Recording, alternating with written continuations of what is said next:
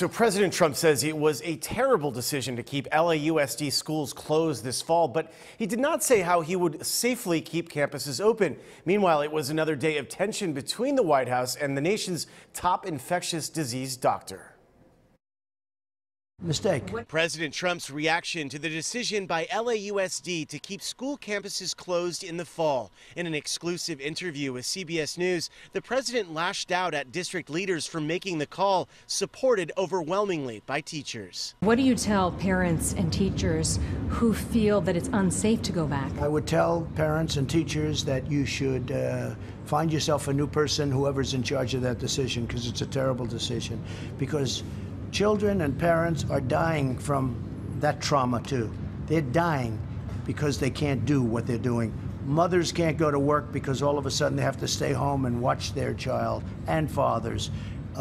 What's happening? You know, there's a tremendous strain on that whole side of the equation. We reached out to LAUSD tonight. They told us they have no comment on the president's statement. The president was also asked about a lack of widespread rapid testing for the virus, a reality that has separated millions of families and friends, fearful about not knowing who has the virus. Let's talk about testing. Back in March, you said every American who wants a test will get a test. But one of the major labs in the U.S. announced today that the average wait time for a result is about 7 days.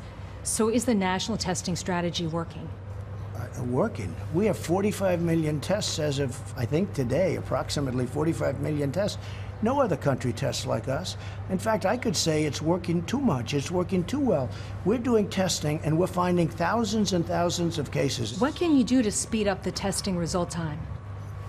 There are different kinds of tests. There are tests that are very good, very strong, where you send it to a laboratory. The best thing we can do is we're doing more and more of them is on-site testing. So you can wait a half an hour, you can wait, in some cases, like in Abbott, you could wait 5 minutes for the test Will you result. push for more on-site testing? I like it the best. I mean, I like it the best. It might not be as accurate, by the way, but I like it the best. Also today, the president held what he called a press conference from the White House Rose Garden. But the scene was more like a campaign rally, with the president spending almost an hour on the attack and then taking few questions from reporters. Joe Biden is pushing a platform that would demolish the U.S. economy. There's never been a time when two candidates were so different. Biden held his own event earlier in the day where he continued his attacks on the president's handling of the pandemic. Do your job, Mr. President, because if we can't deal with the public health crisis, we can't deal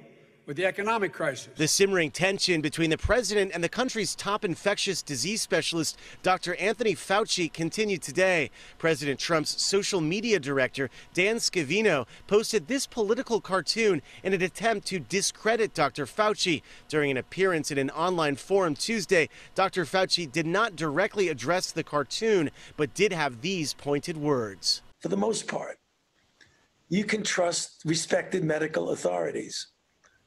You know, I believe I'm one of them, so I think you can trust me. Meanwhile, the virus continues to spread like wildfire in some of the country's largest states. In Florida, the president and CEO of one of the state's largest hospitals implored mayors in the state's most populated county to use their police officers, firefighters, and other municipal workers to help get people to follow rules, wear masks, and socially distance. We have to do something now. Today, Florida set a one-day record for coronavirus deaths. More than 2,000 people are hospitalized in Miami-Dade, and nearly 1 in 3 residents has tested positive for coronavirus. Miami Beach's mayor called on Governor Ron DeSantis to impose a statewide mask mandate. I think it will tell people you have to do this.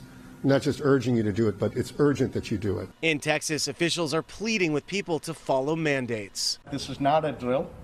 This is surreal. It's possible we are heading towards a shutdown. There was some good news today, hope for a vaccine. A Massachusetts pharmaceutical company, Moderna, reported their trial vaccine led to robust antibody production in all 45 volunteers who took it with minimal side effects. The company will now test it on 30,000 people. It's promising, although we do need to see what happens next. The next phase 3, is going to be the most critical because, as Sanjay was describing, that's when we can really prove that there is actually immunity, there is protection for those individuals who get this vaccine. And today, the head of the Centers for Disease Control, Dr. Robert Redfield, predicted things will only get worse later this year, and he's calling on all Americans to wear masks, saying if everyone across the country used face coverings, the virus could be stopped in 2 months. Pat, back to you. Wow, thanks for that, Tom.